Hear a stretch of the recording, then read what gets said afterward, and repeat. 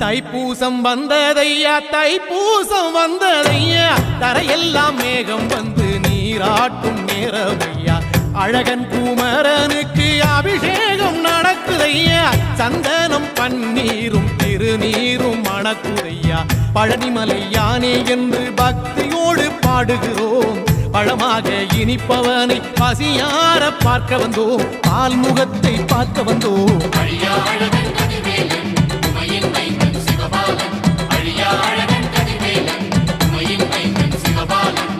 தைப்பூசம் வந்ததையா தைப்பூசம் வந்ததையா தரையெல்லாம் மேகம் வந்து நீராட்டும் நேரமையா